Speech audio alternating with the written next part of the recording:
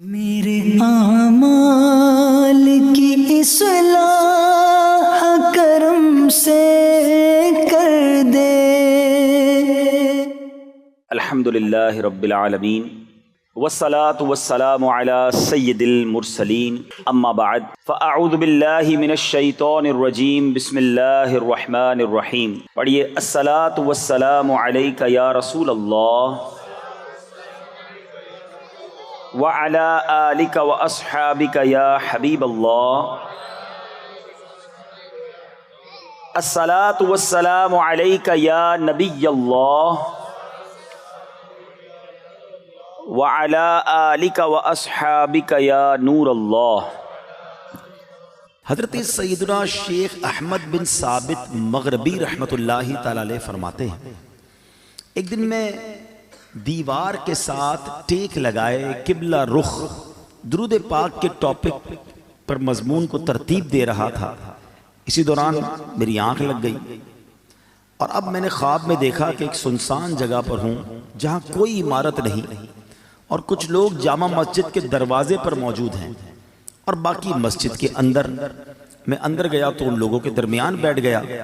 اتنے میں ایک حسین و جمیل نوجوان تشریف لائے، چہرے سے بڑی نیک بختی، بڑی خوش بختی ظاہر ہو رہی تھی، بڑا نورانی چہرہ تھا۔ تو میں نے کہا آپ کا نام کیا ہے؟ تو اس نوجوان نے کہا کہ میرا نام رومان ہے اور میں اللہ کریم کے ملائکہ میں سے ایک فرشتہ ہوں۔ تو میں نے کہا کہ پھر یہ اتنے سارے انسانوں کے درمیان آپ کیوں آئے ہیں؟ فرشتے ہیں تو یہاں کیوں آئے ہیں؟ تو وہ کہنے لگے یہ بھی سب آدمی نہیں ہیں، یہ جتنے لوگ ہیں سارے ہی فرشتے ہیں۔ تو میں نے عرض کی حضور یہ تو بتائیں کہ اتنے سارے فرشتے ان میں کون کون آیا ہے؟ تو اب انہوں نے بتایا کہ ان میں حضرت جبرائیل بھی ہیں، حضرت میکائیل بھی ہیں، حضرت اسرافیل، حضرت عزرائیل، یہ سب موجود ہیں۔ تو وہ شخص کہتا ہے کہ میں نے ان سے کہا کہ مجھے حضرت عزرائیل کا دیدار کرنا ہے۔ حضرت عزرائیل کون ہے؟ ملک الموت، روح قبض کرنے والا جو فرشتہ ہے نا وہ حضرت عزرائیل ہے۔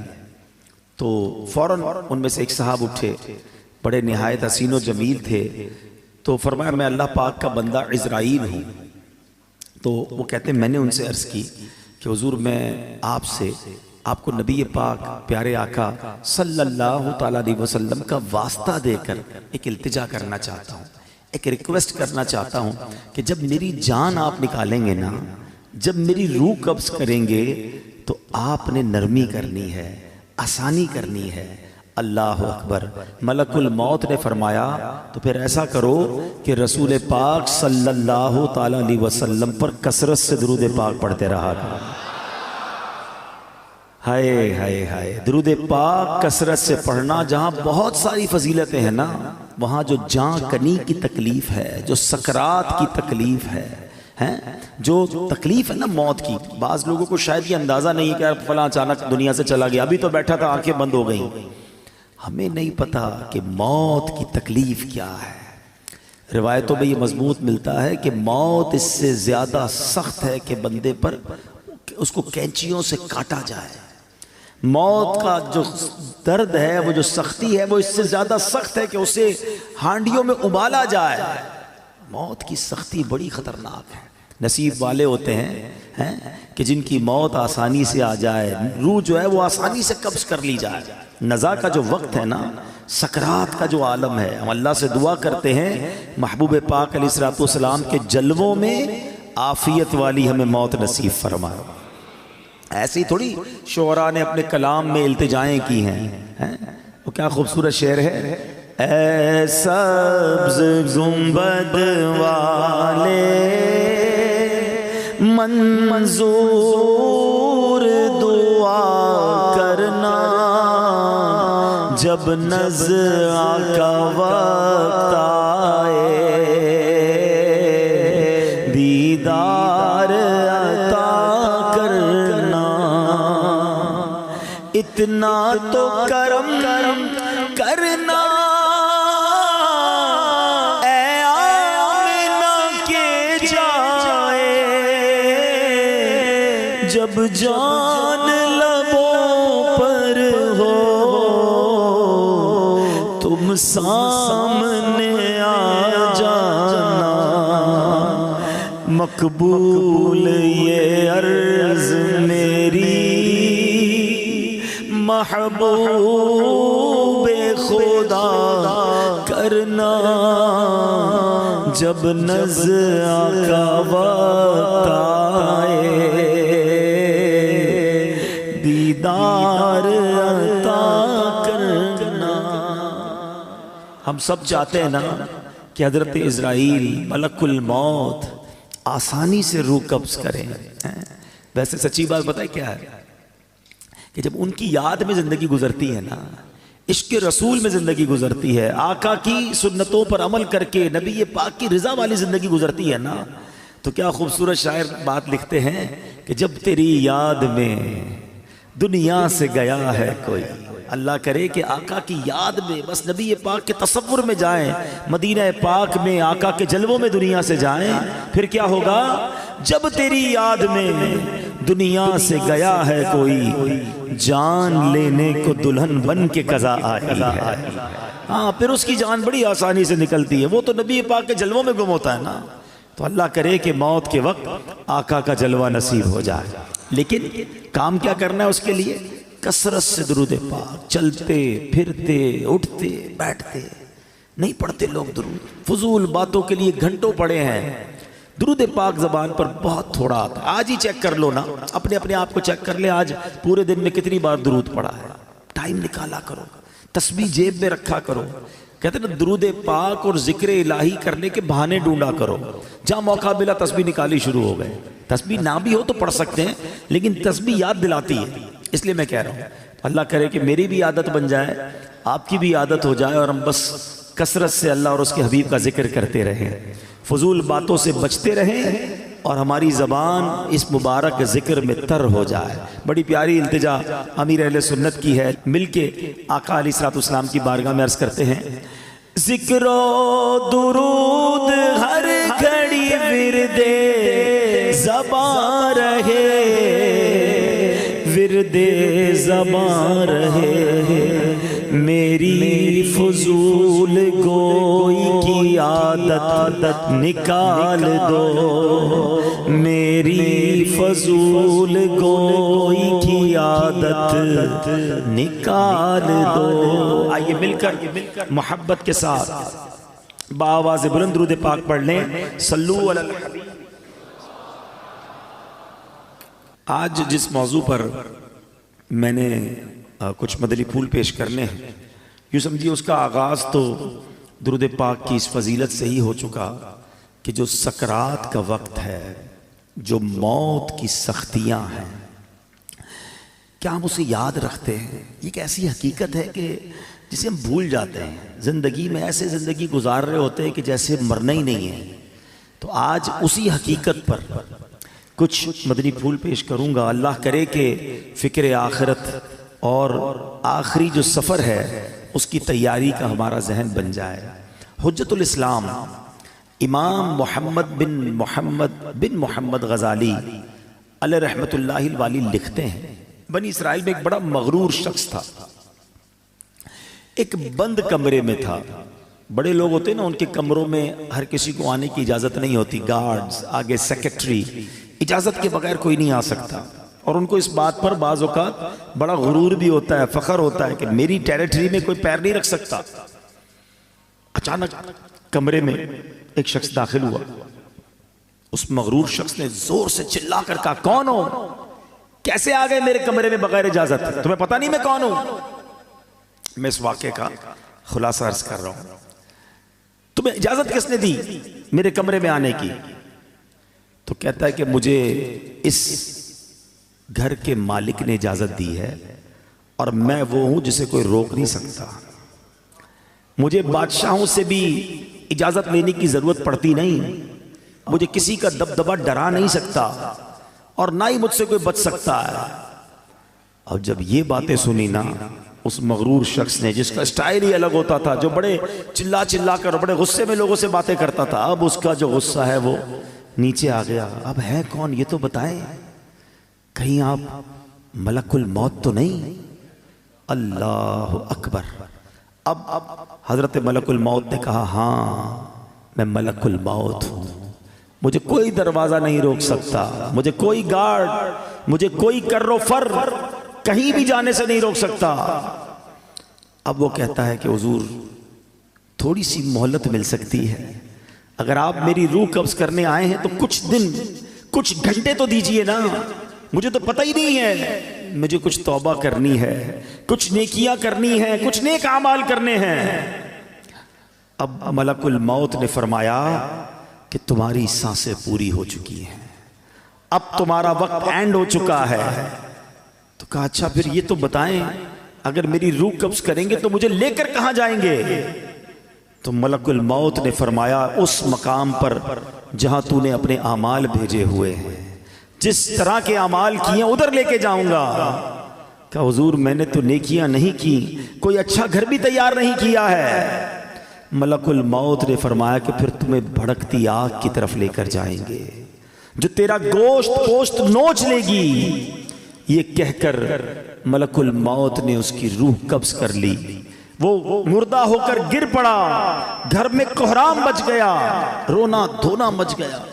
اس واقعے کے جو راوی ہیں حضرت یزید رکاشی رحمت اللہ تعالی فرماتے ہیں اگر ان سوگواروں کو اس کے برے انجام کا پتہ چل جاتا تو اس سے زیادہ رونا دھونا مچاتے۔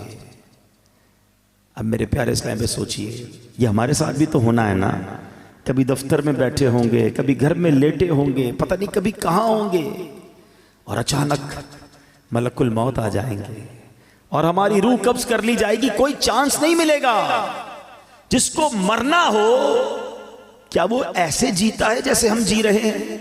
وہ شاعر لکھتے ہیں نا، جب اس بزم سے اٹھ گئے دوست اکثر اور اٹھتے چلے جا رہے ہیں برابر۔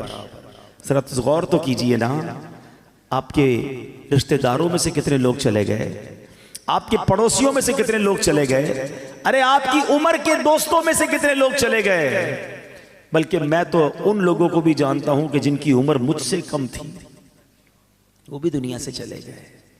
دھڑا دھڑ لوگ جا رہے ہیں۔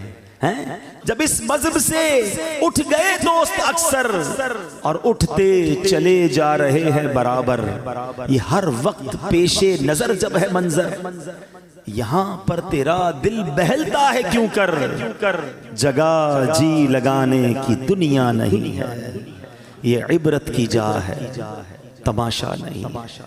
ہم کیوں نہیں سوچتے کہ ہمیں مرنا ہے، ہم کیوں نہیں سوچتے کہ ہمیں دنیا سے جانا ہے اور ادھر جانا ہے، اور ادھر کی ہم تیاری نہیں کرتے۔ حضرت عبداللہ ابن مسعود رضی اللہ عنہ فرماتے ہیں السعید من وعد بغیرہ، یعنی سعادت مند وہ ہے جو دوسروں سے نصیحت حاصل کرے۔ ہمیں نصیحت حاصل کرنی چاہیے نا کہ یار فلاں کا انتقال ہو گیا، میری باری آنے والی ہے۔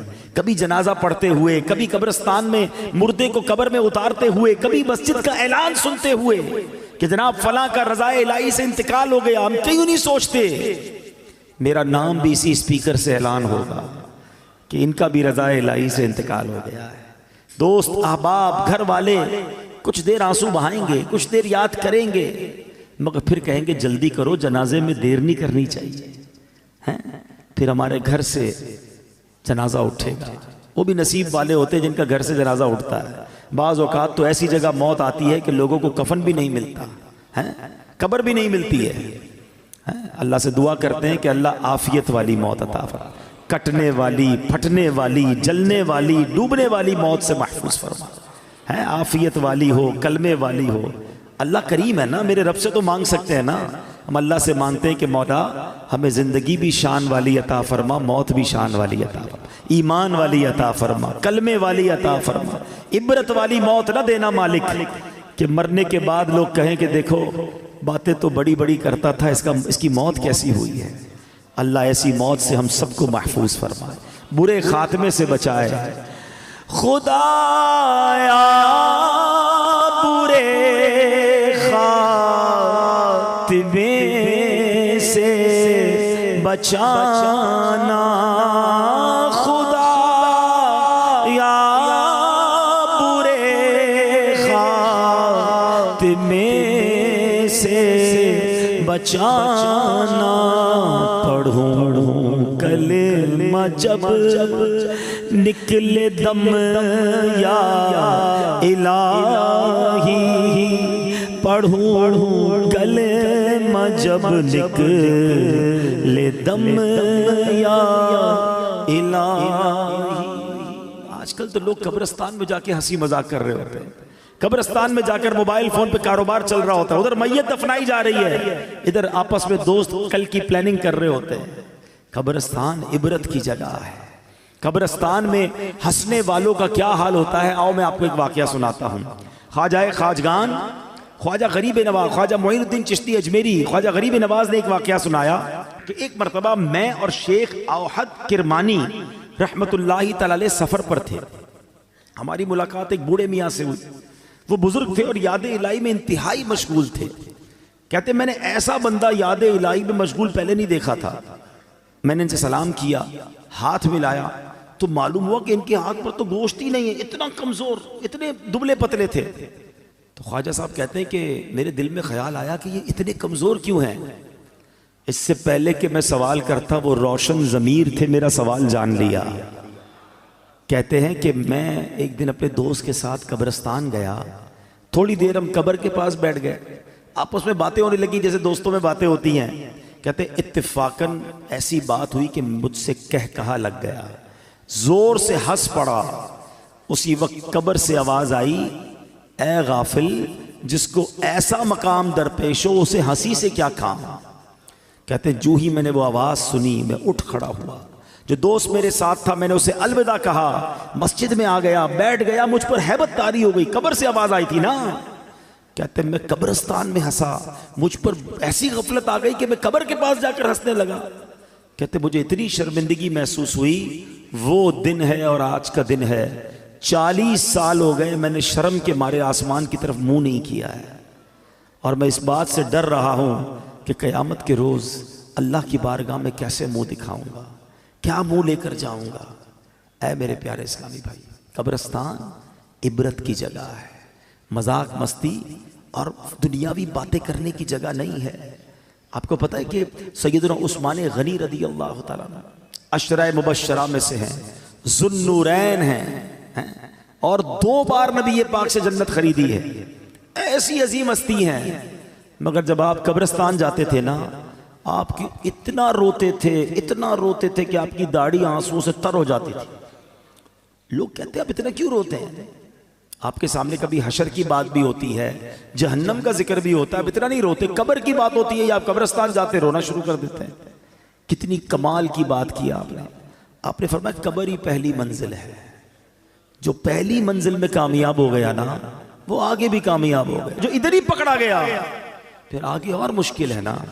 فرسٹ انٹری ٹیسٹ ہے، سمجھ لو، قبر میں جاتے ہی امتحان ہوگا نا، قبر میں جاتے ہی سوالات ہوں گے۔ اگر سوال کے جواب دے دیے، اچھا مزے کی بات دیکھیں، یا اسٹوڈنٹ بھی بیٹھے ہوں گے، امتحانات بھی ہوتے رہتے ہیں، اسٹوڈنٹ کوشش کرتے ہیں کسی طرح پیپر آؤٹ ہو جائے، پتہ چل جائے امتحان میں کون سا پیپر آئے گا۔ اچھا جب پیپر آؤٹ نہیں ہوتا تو کیا کرتے ہیں، پچھلے 5 سالہ پیپر لے کے بیٹھے ہوتے ہیں، یار ان میں سے کوئی سوال آئے گا، ان کی تیاری کر لو۔ کمال دیکھو کہ یہ کیسا پیپر ہے کہ جس کے سوال پہلے سے ہی آؤٹ ہیں، سوال بھی آؤٹ ہے، جواب بھی بتا دیے گئے کہ 3 سوال ہونے ہیں۔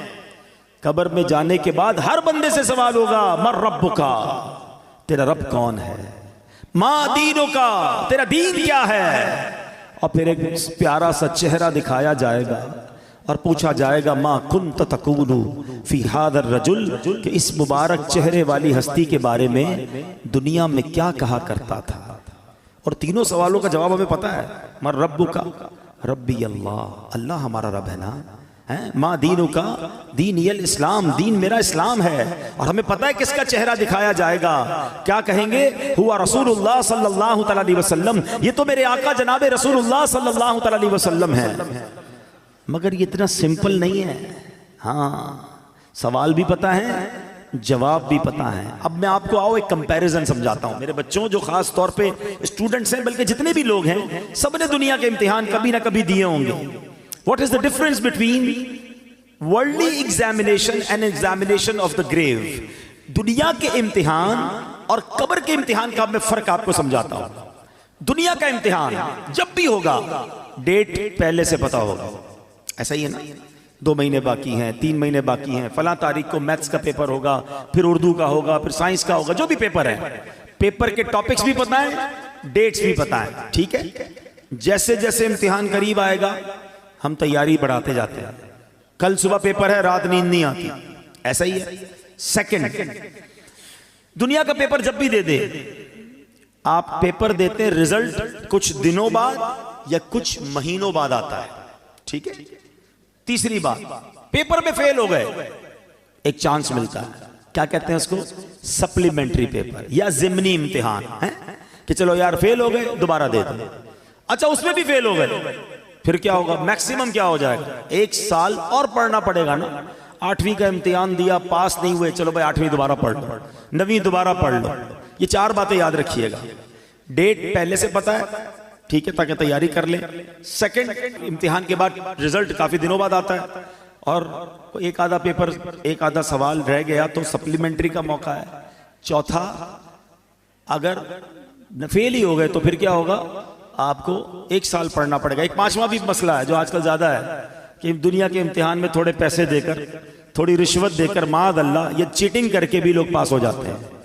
ایسا ہی ہے. یہ 5 باتیں یاد رکھنا. اب مجھے سچ بتاؤ, اس امتحان کی ٹینشن کتنی ہوتی ہے؟ جس کو دیکھو, ہر بچہ, امتحان کے دنوں میں ہم بھی جاتے ہیں نا بیان کرنے, مسجد کے امام صاحب کے پاس بھی پرچی آ رہی ہوتی, بچوں کے امتحان ہو رہے, دعا کر دے. ہر بچہ مل رہا ہوتا ہے, نوجوان مل رہا ہوتا ہے, حضرت پیپر دیے, دعا کر دے. ٹینشن ایسا ہی ہے نا. اب بتاؤ تمہیں اس امتحان کی اتنی ٹینشن ہے. اچھا جتنے لوگ بیٹھے نا سارے پیپر دیتے بھی نہیں. کوئی کہے بھائی مجھے ٹینشن ہی نہیں لینی, میں نے پڑھنا ہی نہیں ہے, میں نے کوئی امتحان ہی نہیں دینا, تو آپ امتحان سے بچ جاؤ گے. میں جس امتحان کی بات کر رہا ہوں اس سے بچ کوئی نہیں سکے گا. اسکول گیا یا نہیں گیا, کالج گیا یا نہیں گیا, مدرسے گیا یا نہیں گیا, اسے یہ امتحان دینا ہی پڑے گا, کمپلسری ہے. دوسری بات, ڈیٹ تو پتہ ہی نہیں ہے, ہو سکتا ہے 10 سال بعد ہونا ہو, اور ہو سکتا ہے آج رات ہی ہونا ہو. یہ بھی تو ہو سکتا ہے نا کہ میں اور آپ میں سے کوئی ایسا بھی یہاں بیٹھا ہو جس نے گھر نہیں جانا اٹھ کر, ہو سکتا ہے یہی موت آ جائے اور آج رات اس کی قبر میں گزرے اور آج رات ہی امتحان دینا پڑے. مجھے سچ بتاؤ, جس امتحان کی ڈیٹ تمہیں 4 مہینے پہلے ملتی ہے, تم ٹیوشن لیتے ہو, تم جناب گیسٹ پیپر لیتے ہو, اس کی تیاری میں لگ جاتے ہو. میں جس امتحان کی بات کر رہا ہوں اس کو تو پتہ ہی نہیں کب ہو جائے. تو عقل مند کون ہے, تیاری کر کے رکھے ہیں, ہمیشہ پریپیئر رہے کہ جب امتحانوں میں جواب دے دوں گا. اب آؤ دوسری بات, دنیا کے امتحان میں پیپر دینے کے کئی دنوں بعد رزلٹ آتا ہے. قبر کے امتحان میں فوری رزلٹ آئے گا. ادھر صحیح جواب دیے, ادھر جنت کی کھڑکی کھول دی جائے گی.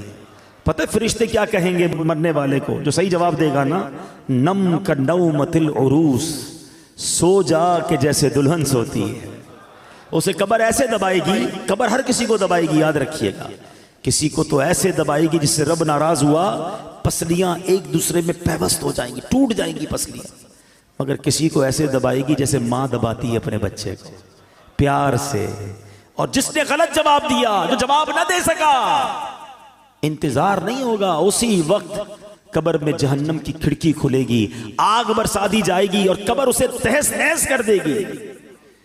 تیسری بات, کوئی سپلیمنٹری نہیں ہے. ارے فرشتوں سنو سنو, غلطی ہو گئی, ایک جواب غلط ہو گیا, رکو رکو دوبارہ جواب دینا ہے. نہیں, اونلی 1 چانس. ٹھیک ہے. اچھا ادھر کانسیکوینسز کیا تھے, ادھر نقصان کیا تھا کہ ایک بار فیل بھی ہو گیا تو کیا مسئلہ, 1 سال پڑھنا ہے نا. ادھر فیل ہو گئے تو اب قیامت تک مار پڑنی ہے. اب تو رب ناراض ہو گیا نا, اب تو سانپ ہیں, بچھو ہیں. کیوں نہ روئیں عثمان غنی رضی اللہ تعالیٰ عنہ, خدا کی قسم اس سے مشکل امتحان کوئی اور نہیں ہے.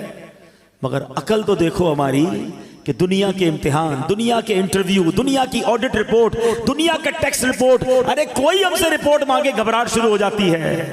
ایک رپورٹ قبر میں جا کر دینی ہے, ایک ٹیسٹ دینا ہے, کیسے جواب دو گے. اب آتا ہوں ایک اور بات کی طرف. آپ کہیں آپ نے تو جواب یاد کرا دیے, اب تو ہم دے دیں گے. نہیں, یہ ایسا نہیں ہے کہ جس کو جواب یاد ہے وہ جواب دے دے گا, پھر تو سب کو ہی یاد ہے نا. اس دن جس سے رب راضی ہوگا، جو ایمان سلامت لے کر قبر میں جائے گا، وہ تو انشاءاللہ جواب دے دے گا۔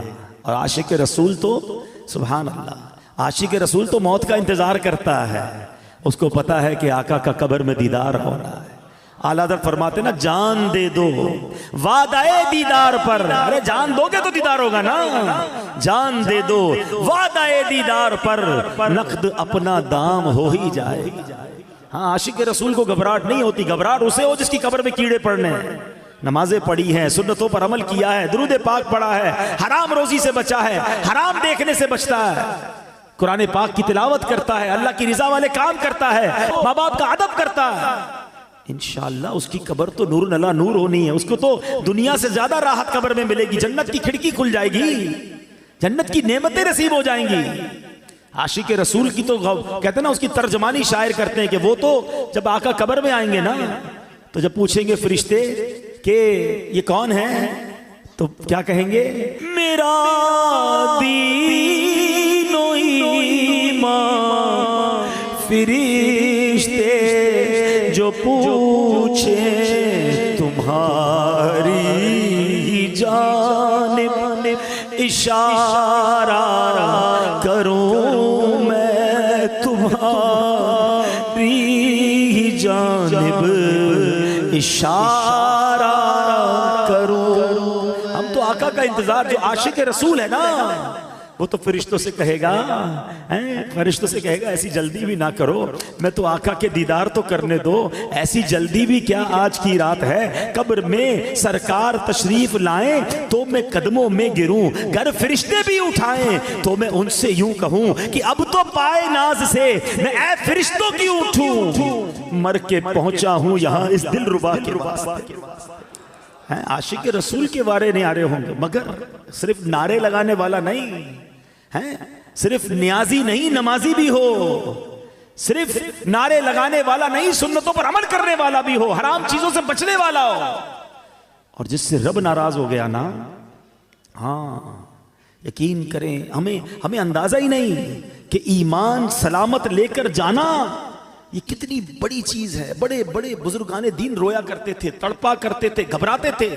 شیخ احمد سیوستانی رحمت اللہ تعالی علیہ موت اور قبر و آخرت سے متعلق بہت فکر مند رہتے تھے۔ جب بھی ان کے سامنے موت کا ذکر ہوتا، قبر کی بات ہوتی، گھبرا جاتے، ہیبت طاری ہو جاتی، بدن کانپنے لگتا، اتنا روتے کہ ان کو دیکھ کر لوگ رونے لگ جاتے۔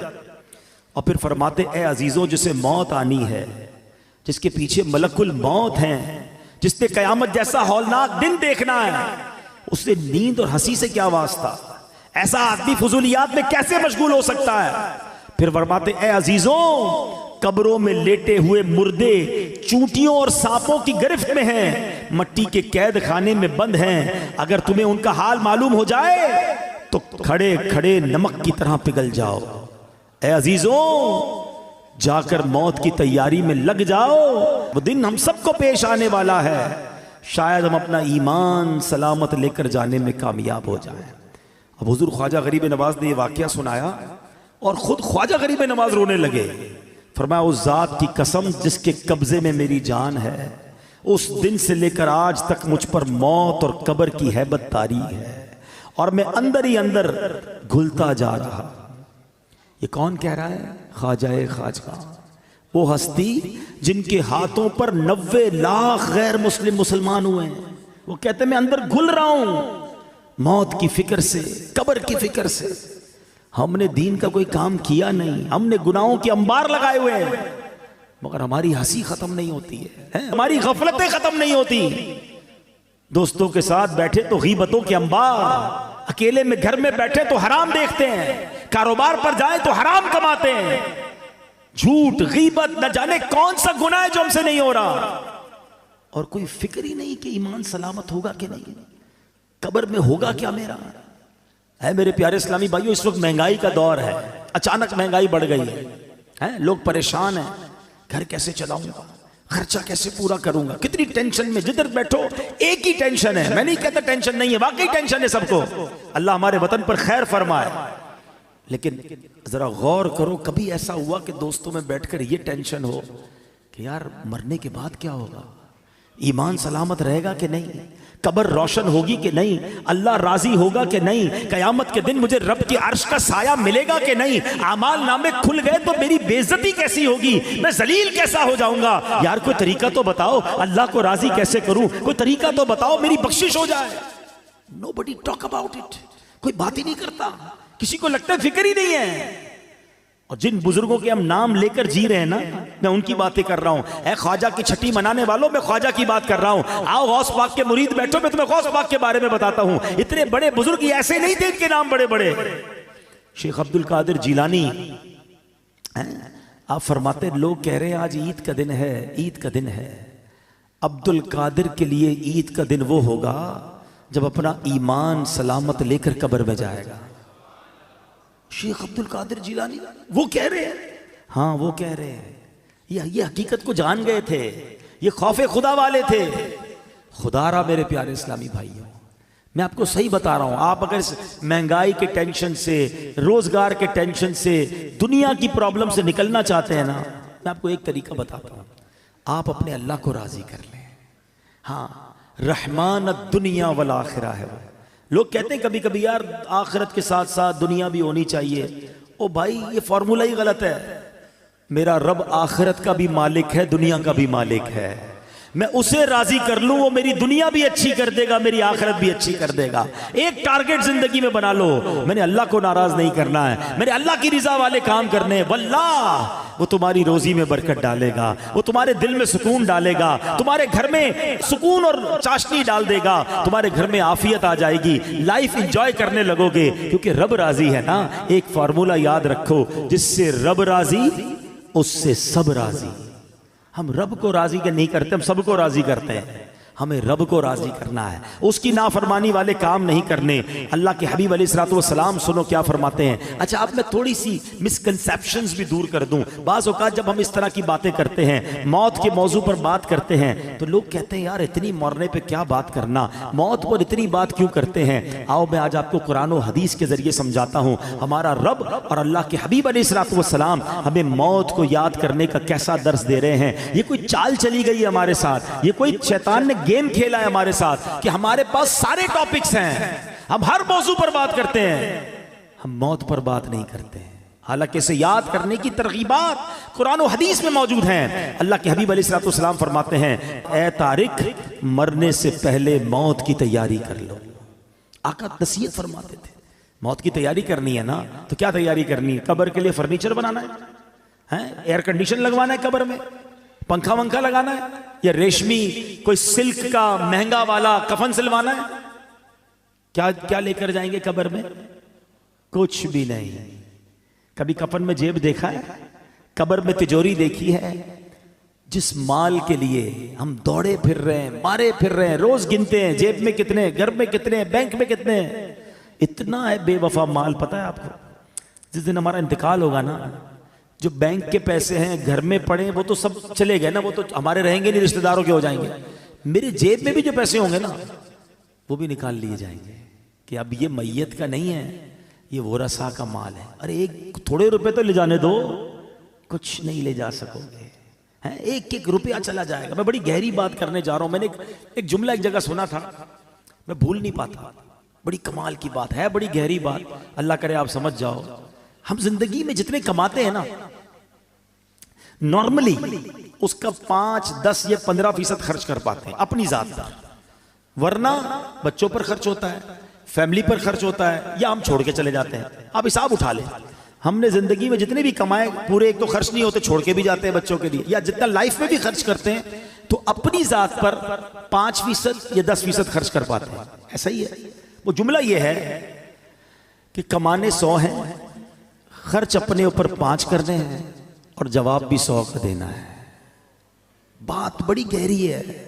جو حرام کماتا ہے نا، جو جھوٹ بول کر، ملاوٹ کر کے، سود کا کاروبار کر کے، رشوت کر کے، چوریاں کر کے، ڈاکے کر کے، کر لو جمع، شاید 5-10% سے زیادہ خرچ نہیں کر سکو گے، مگر جب اللہ کی بارگاہ میں جاؤ گے نا تو پورے 100% کا جواب تمہیں دینا پڑے گا۔ بچے مزے کریں گے جن کے لیے تم چھوڑ کر آئے، بلکہ وہ قیامت کے دن اللہ کو یہی کہیں گے، یا اللہ ہمیں کیا پتا ہمارے باپ نے حرام جمع کیا تھا، مار ہمیں پڑے گی اگر ہم نے حرام کمایا ہوگا۔ اتنا بے وفا مال، اور اس مال کے لیے میں دوڑی جا رہا ہوں، یہ نہیں سوچ رہا کہ قبر میں تو مال نہیں جانا۔ تو اے میرے پیارے اسلامی بھائیوں، آقا کی اس حدیث سے سبق لو کہ موت سے پہلے موت کی تیاری کرو۔ اور تیاری کیا ہے کہ یا تو یہ مال اگر ہے تو یہ مال آگے بھیجو، صدقہ و خیرات کر کے آگے جمع کرا۔ ایک صحابی رسول آئے، عرض کرتے ہیں حضور مجھے آخرت اور موت سے محبت نہیں ہے، گھبراہٹ ہوتی ہے، اس کا ذکر کرنے میں مجھے مزہ نہیں آتا، دل نہیں لگتا آخرت کی بات کرنے میں۔ شاید ہم سارے ایسے ہی ہیں، جب بھی موت اور قبر کی بات کرو گھبراہٹ شروع ہو جاتی ہے۔ کیا شاندار جواب دیا نبی پاک نے۔ حدیث پاک کا خلاصہ پیش کر رہا ہوں، فرمایا بندے کا دل ادھر لگتا ہے جدھر اس کا مال ہو، تم اپنا مال آگے بھیج دو، تمہارا دل بھی آخرت میں لگنا شروع ہو جائے گا۔ میں اس کو ایگزامپل کے ذریعے سمجھاتا ہوں۔ ہم کراچی میں رہتے ہیں، ٹھیک ہے، ایک بندے نے اپنے پیسے بھجوا دیے لاہور، وہاں دکان لے لی، فیکٹری لگا لی، گھر لگا لیا۔ اب زیادہ دل کہاں لگے گا؟ لاہور۔ جب دیکھو لاہور جائے گا، کیوں؟ پیسے ادھر ہیں، انویسٹمنٹ ادھر ہے، لوگوں نے پیسے دبئی میں لگائے ہوئے ہیں، دبئی جاتے رہتے ہیں کیونکہ مال ادھر ہے، دل بھی ادھر ہے، واپس بھی نہیں آتے۔ کیا شاندار جواب دیا، عقل مندوں کے لیے کمال جواب ہے یہ۔ اگر آخرت میں دل لگانا ہے نا تو بندہ کہ میرے پیسے ادھر ہیں بھائی، میں نے اپنا مال اللہ کی راہ میں صدقہ کیا ہوا، محل تیار ہے، مسجد بنا دی ہے اللہ کے کرم سے، کیونکہ حدیث پاک کا خلاصہ ہے جو اللہ کے لیے مسجد بناتا ہے اللہ اس کے لیے جنت میں گھر بناتا ہے۔ خوش نصیب ہے وہ لوگ جو مسجد بناتے ہیں یا مسجد میں حصہ ملاتے ہیں۔ کچھ نہ کچھ پیسے آگے بھجوایا کرو، یہ اگلا اکاؤنٹ ہے ہمارا، جاتے کہیں نہیں ہے، ادھر سے نکل کر اس اکاؤنٹ میں جا رہے ہیں جدھر زیادہ گزارنی ہے زندگی۔ تو آقا نے کیا خوب بات فرمائی کہ اگر آخرت میں دل لگانا ہے نا تو اپنا مال ادھر بھیج دے، کیونکہ بندے کا دل مال کے ساتھ ہوتا ہے، جب مال ادھر ہوگا تیرا دل بھی ادھر ہی لگ جائے گا۔ تو یہ موت کی تیاری کا ایک طریقہ ہے، اچھے اعمال کرے اور آگے اپنے اعمال بھیجے، نیکیاں بھیجے، تو انشاءاللہ اس کی تیاری اچھی ہو جائے گی۔ اللہ کریم قرآن مجید فرقان حمید میں فرماتا ہے وَاتَّقُوا يَوْمًا تُرْجَعُونَ فِيهِ إِلَى اللَّهِ، اور ڈرو اس دن سے جس میں اللہ کی طرف پھرو گے۔ ایک قول کے مطابق اس آیت کریمہ کا معنی یہ ہے اے ایمان والو ڈرو اس دن سے جب تم اس دنیا کو چھوڑ کر سفر آخرت پر روانہ ہو جاؤ گے۔ اے میرے پیارے اسلامی بھائیوں، اللہ کریم قرآن مجید میں فرماتا ہے وَلَا تَنْسَ نَصِيبَكَ مِنَ الدُّنْيَا، اور دنیا میں اپنا حصہ نہ بھول۔ اب کون سا حصہ ہے ہمارا دنیا میں؟ سنے اس آیت کی تفسیر میں علماء نے فرمایا اس سے مراد کفن ہے، یعنی دنیا میں ہمارا حصہ کتنا ہے؟ بس کفن لے کر جانا ہے اور کچھ لے کر نہیں جانا ہے۔ اور اتنی تیاری ہے دنیا سجانے کی، چھوٹا گھر بڑا ہو جائے، بڑا گھر اور بڑا ہو جائے، چھوٹا کاروبار بڑا ہو جائے۔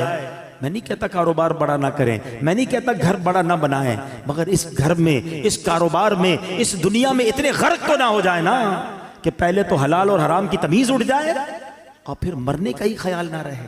خدارا دیکھو ایک بات یاد رکھیں، ہمارے ساتھ ایسا نہیں ہے کہ ہمیں کوئی ٹائم الگ الگ دیا گیا ہے کہ بھائی یہ ٹائم دنیا کے لیے تیاری کر لو اور یہ والے ٹائم آخرت کی تیاری کر لینا، پھر تو ٹھیک ہے ہم کہیں گے یار آخری 10 سال میں آخرت کی تیاری کر لوں گا۔ نہیں، اسی ٹائمنگز میں، اسی زندگی میں ہمیں دنیا بہتر کرنی ہے تو کریں، آخرت بھی بہتر کرنی ہے، کہیں رہ نہ جائے آخرت۔ شیطان کیا کہتا ہے؟ بس مولانا ابھی بھی ہو سکتا ہے میرا بیان چل رہا ہے نا تو کوئی کہہ رہا ہوگا کہ باتیں تو بڑی اچھی کر رہے ہیں، بس رمضان سے نماز شروع کر دوں گا، بس یہ اگلے سال میں یہ حرام کام چھوڑ دوں گا، ہاں یار میں یہ غلط کام تو کرتا ہوں، میری ایک بری عادت تو لگی ہوئی ہے، میں یہ بے حیائی کا کام تو کر رہا ہوں، بس یار تھوڑے 2-4 مہینے بعد پکی توبہ کر لوں گا۔ یہی شیطان کا کام ہے کہ وہ لمبی امیدیں دلاتا ہے، لمبی امیدیں دلاتا ہے، بس تھوڑے دنوں بعد توبہ فوراً کرنی چاہیے۔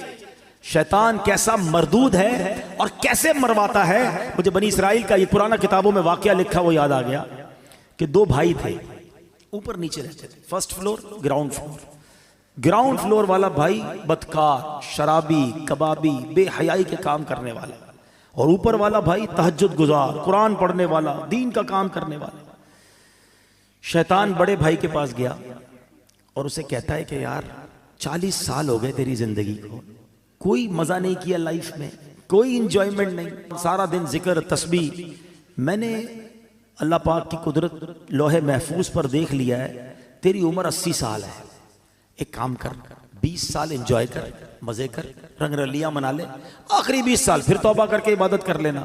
شیطان نے دل میں یہ خیال ڈال دیا، اس نے سوچا یار بات تو ٹھیک ہے یار، میں تو کچھ کیا ہی نہیں زندگی میں، صرف اللہ اللہ ہی کرتا رہا، مزہ ہی نہیں لائف میں اٹھایا، نیچے ہی تو میرا بھائی ہے، روز عیاشیاں کرتا ہے، روز شرابیں پیتا ہے، روز بے حیائی کرتا ہے، کہیں اور جانے کی کیا ضرورت ہے، نیچے چلے جاتا ہوں بھائی کے پاس۔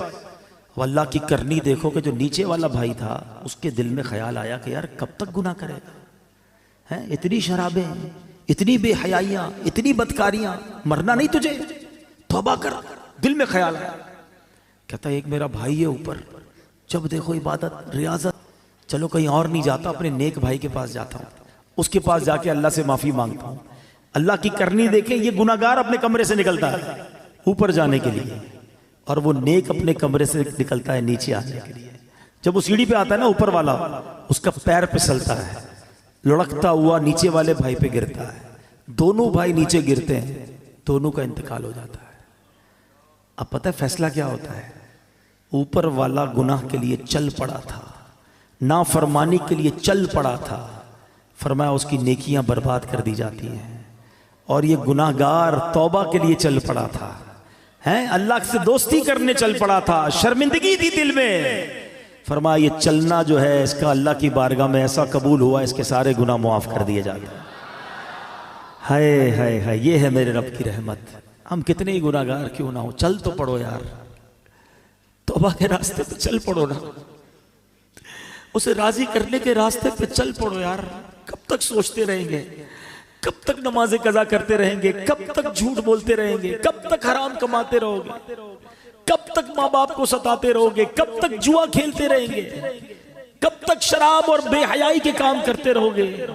اے میرے اسلامی بھائی، بڑا قریب ہے، یقین کرو بڑا قریب ہے، ہم واقعی گناہگار ہیں۔ کبھی کبھی جب اپنے گناہوں پہ نظر جاتی ہے نا تو بڑا شرم آتی ہے کہ بنے گا کیا، اتنی بے حیائیاں ہیں اور ایسی بے غیرتی ہے کہ دنیا دیکھے تو گناہ نہیں کرتے ہیں، مگر رب دیکھ رہا ہوتا ہے، اکیلے میں ہم گناہ کر جاتے ہیں۔ یہ خیال کیوں نہیں آتا کہ اللہ دیکھ رہا ہے؟ یہ خیال کیوں نہیں آتا کہ مجھے مر کر اللہ کی بارگاہ میں جانا ہے، لوگوں نے کیا بگاڑنا ہے میرا؟ یہی بات تو اعلیٰ حضرت نے سمجھائی ہے نا کہ جس نے سزا دینی ہے اس کے گناہ کرتے ہوئے شرم نہیں آتی، لوگ دیکھتے اس کی شرم آتی ہے۔ فرماتے ہیں نا، چھپ کے لوگوں سے کیے جس کے گناہ، چھپ کے لوگوں سے کیے جس کے گناہ، وہ خبردار ہے کیا ہونا، وہ تو خبردار ہے، اسے تو پتا ہے، مگر دلاسا پتا ہے دل کو کیا ملتا ہے کہ وہ رب رحیم ہے، وہ رحمان ہے، وہ معاف کرنے والا ہے، بس ہم آ جائیں اس کی طرف، انتظار نہ کرو۔ شیطان ہے کہتا ہے بڑا رحم والا مولا ہے، توبہ کر لیں گے بعد میں، یہی شیطان کا وار ہے تم پر کہ وہ نہیں کرنے دیتا توبہ۔ آج کر لو، ابھی کر لو، آج تو ویسے بھی جمعرات کی رات ہے، آج تو ویسے ہی مانگنے کی رات ہے، اور جب اجتماع مسلمین ہونا اس کی برکتیں ہوتی ہیں، ہمیں کیا پتہ یہاں اللہ کا کون سا ولی بیٹھا ہے، آج دعا ہوگی، کس کی آمین کا ہاتھ اٹھے گا اور کس کے ساتھ کی ہماری بھی توبہ قبول ہو جائے گی۔ تو بس اب پیارے اسلام بھائی چل پڑو، بس اب ہمت کر جاؤ، بہت ہو گئی گناہ، بڑی ہو گئی نافرمانیاں، اسے راضی کرنا ہے اور توبہ کر لو۔ اور اس کی توبہ اتنی کمال کی، اس کی بارگاہ میں رحمت اتنی بڑی ہے کہ توبہ کرنے والے سے وہ بڑا خوش ہوتا ہے، سارے پچھلے گناہ معاف کر دیتا ہے۔ حدیث پاک میں ہے التائب من الذنب کمن لا ذنب لہ، گناہوں سے توبہ کرنے والا ایسا ہے جیسا اس نے گناہ کیا ہی نہیں۔ تو پھر کیوں نہ توبہ کریں، پھر کیوں نہ اللہ کی طرف رجوع لے آئے۔ اب میں یہاں آخر میں اپنے بیان کے آخر میں یہاں یہ بھی بتاتا چلوں کہ جو یہ وسوسہ آتا ہے نا کہ یار موت کو یاد کرنا کیوں ضروری ہے، آؤ میں آپ کو پیارے آقا علیہ الصلوۃ والسلام کی حدیث بھی سناتا ہوں، اور اس کے بعد پھر میں موت کو یاد کرنے کے کچھ فضائل بتاتا ہوں۔ اللہ کے حبیب علیہ الصلوۃ والسلام جب لوگوں کو موت سے غافل دیکھتے تو دروازے پر تشریف لاتے، دروازے کو 3 مرتبہ ہلاتے اور فرماتے اے لوگو، اے مسلمانوں، تمہارے پاس یقینی موت آئے گی اور وہ اپنے ساتھ وہ کچھ لائے گی جو اسے لانا ہو، خبردار، ہر کوشش کرنے والے کے لیے ایک انتہا ہے اور ہر کوشش کرنے والے کی انتہا موت ہے، پس کوئی پہلے جاتا ہے کوئی بعد میں۔ حضرت ابن ثابت رحمت اللہ تعالی علیہ فرماتے ہیں ایک مرتبہ بارگاہ رسالت میں صلی اللہ تعالی علیہ وسلم میں ایک بندے کا ذکر ہوا، صحابہ نے اس کی بڑی تعریف کی، اس پر پیارے آقا رسول ہاشمی صلی اللہ تعالی علیہ وسلم نے فرمایا وہ موت کو کیسے یاد کرتا ہے۔ ایک بندے کی تعریف کی گئی، آپ نے اگین کوسچن کیا یہ تو بتاؤ وہ موت کو کیسے یاد کرتا ہے۔ عرض کی گئی حضور اسے کبھی موت کا ذکر کرتے ہوئے سنا نہیں گیا۔ آقا علیہ الصلوۃ والسلام نے فرمایا پھر وہ ایسا نہیں ہے جیسا تم کہہ رہے ہو، یعنی بندہ اچھا وہ ہے جو موت کو یاد کرتا ہے. حدیث پاک میں ہے جسے موت کی یاد خوف زدہ کرتی ہے قبر اس کے لیے جنت کا باغ بن جائے گی. ہاں اکیلے میں بھی یاد کر کے آنسو بہایا کرو, موت کو یاد کیا کرو, کیونکہ یہ جو خوف ہے نا یہ قبر کے عذاب سے بچا لے گا, یہ قبر کے خوف سے بچا لے گا. جو ادھر بے خوف ہے کہیں ایسا نہ ہو قبر میں خوف زدہ ہو جائے, قبر میں عذاب میں گرفتار ہو جائے. بارگاہ رسالت میں عرض کی گئی یا رسول اللہ صلی اللہ تعالی علیہ وسلم کیا کسی کو شہداء کے ساتھ بھی اٹھایا جائے گا؟ کیسا سوال ہے, شہید کا کیا مرتبہ ہے؟ آقا نے فرمایا ہاں اس کو جو دن رات میں 20 مرتبہ موت کو یاد کرتا ہو. یہ ترغیب ہے, ایسے نہیں دعوت اسلامی والے موت کی بات کرتے, تو حدیثوں میں ہے جو دن میں 20 بار موت کو یاد کرے فرمایا اس کو شہیدوں کے ساتھ اٹھایا جائے. حضرت انس بن مالک رضی اللہ عنہ سے روایت ہے سرکار دو عالم صلی اللہ علیہ وسلم نے فرمایا موت کو کثرت سے یاد کیا کرو کیونکہ وہ گناہوں کو زائل کرتی ہے اور دنیا سے بے رغبتی پیدا کرتی ہے. حضرت سفیان ثوری فرماتے ہیں ہمیں ایک بزرگ نے یہ بات بتائی کہ حضور انور صلی اللہ علیہ وسلم نے ایک شخص کو وصیت کی کہ تم موت کو کثرت سے یاد کیا کرو, وہ تمہیں دوسرے غموں سے آزاد کر دے گی, اور غموں سے بچنا ہے نا تو موت کو یاد کیا کرو. حضرت دقاق رحمت اللہ تعالی فرماتے ہیں جو موت کو کثرت سے یاد کرتا ہے 3 باتوں کے ذریعے اسے عزت دی جاتی ہے, رسپیکٹ پاتا ہے. غور سے سنو, فرمایا اسے توبہ کی جلد توفیق ملتی ہے. موت یاد ہوگی تو بندہ توبہ کرے گا نا کہ یار مر جاؤں گا توبہ کر لوں. دوسرا اسے قناعت کی دولت مل جاتی ہے, تھوڑے پیسوں میں بھی خوش رہتا ہے, زیادہ حل میں مزید نہیں ہوتا کہ یار مرنا ہے اب اور کیا کروں گا, ورنہ یہ بھی آ جائے وہ بھی آ جائے, اس کا بھی چھین لوں اس کا بھی لوٹ لوں. وہ قناعت کی توفیق مل جاتی ہے کیونکہ موت یاد ہوتی ہے. تیسری بات فرمائی عبادت میں چستی نصیب ہوتی ہے. فرض پڑھ کر بھاگنے کا جی چاہ رہا ہے, یار آج سنتیں نہیں پڑھتا, یار موت آنے والی ہے سنتیں پڑھ لے گا, چلو یار اب تو چلوں, یار مرنا ہے نفل اور پڑھ لوں, مغرب ہے تو اوابین پڑھ لوں. تو یہ جو موت یاد ہوگی نا تو عبادت میں چستی نصیب ہوگی. تسبیح نکالے گا تو رکھنے کو جی نہیں چاہے گا, ایک اور پڑھ لیتا ہوں یار ابھی کبھی بھی مر سکتا ہوں, یہ قبر میں کام آئے گا, قبر میں نور بن جائے گا. تو توبہ آسان, عبادت آسان اگر بندہ موت یاد رکھے. اور فرمایا کہ جو موت کو بھلا دیتا ہے وہ اپوزٹ اس کے 3 باتوں میں گرفتار کر دیا جاتا ہے.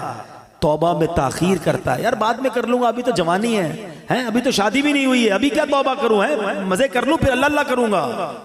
کیا جوان مرتے نہیں؟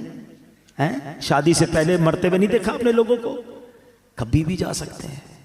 پھر فرمایا بقدر ضرورت رزق پر راضی نہ ہونا, اور پیسے چاہیے اور پیسے چاہیے, کیونکہ موت تو بھول چکا ہے, حرام کماتا ہے, رشوت لیتا ہے, سود لیتا ہے, موت تو یاد ہی نہیں ہے. اور تیسرا فرمایا عبادت میں بھی سستی ہو جاتی ہے, بعد میں پڑھ لوں گا, اگلے جمعے سے نماز پڑھوں گا, رمضان سے نماز پڑھوں گا, اس سے پہلے مر گئے تو سوچئے موت کو یاد کرنا بہت سارے فائدے لاتا ہے.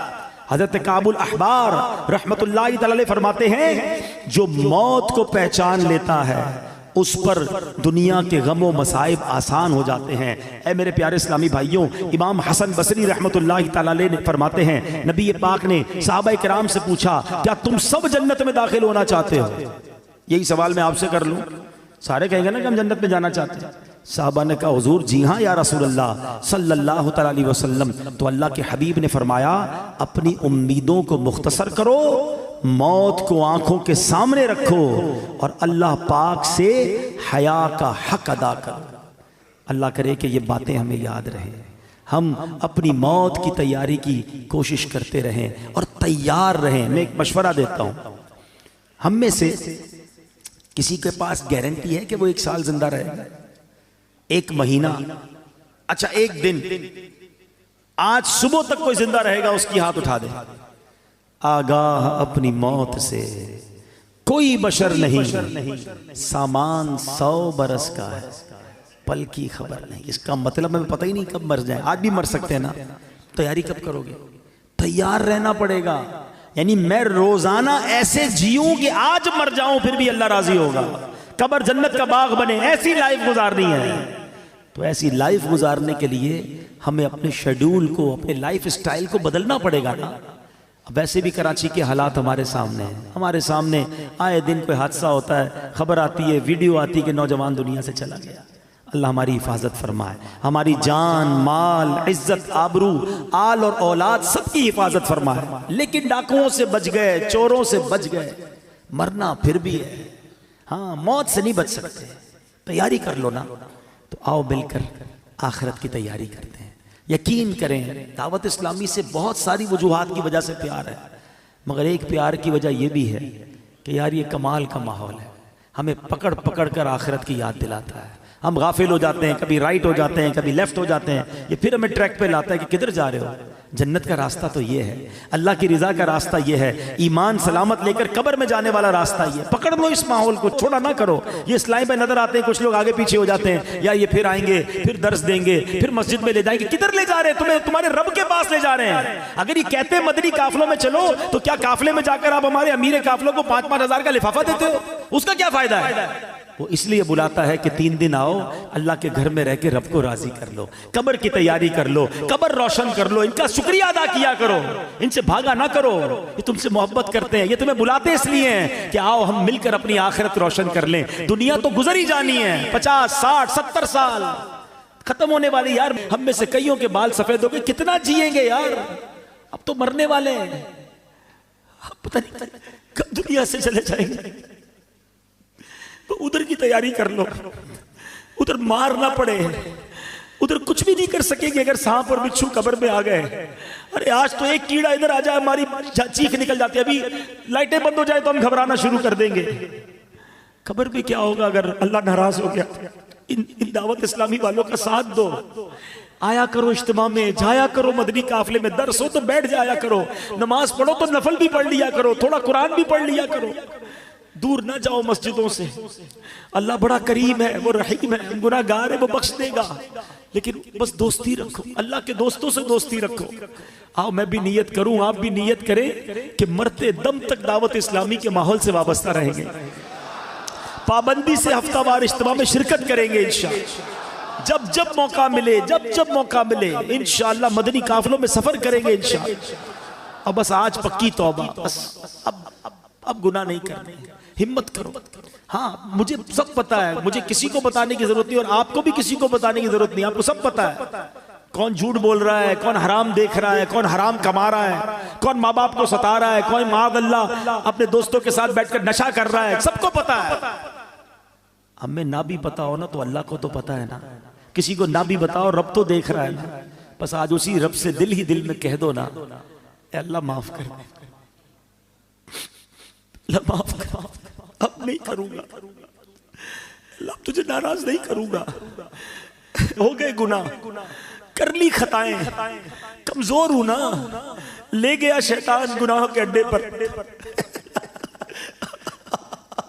اب معافی دے دے، تجھ سے معافی مانگتے مولا ہمیں معاف کر دے، ہمیں استقامت بھی تو دے دے، ہمیں اپنے پسندیدہ بندوں میں شامل کر لے، ہمیں شیطان کے مقابلے میں طاقت دے دے۔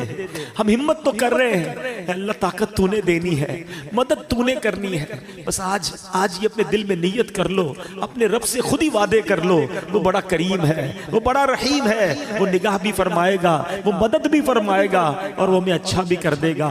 رب کریم سے دعا کرتا ہوں کہ اللہ نیکوں کے صدقے ہمیں نیک بنا دے، اچھوں کے صدقے ہمیں اچھا بنا دے، ہماری گناہوں والی عادتیں رب اپنے کرم سے دور کر دے، آمین بجاہ النبی الامین صلی اللہ تعالی علیہ وسلم۔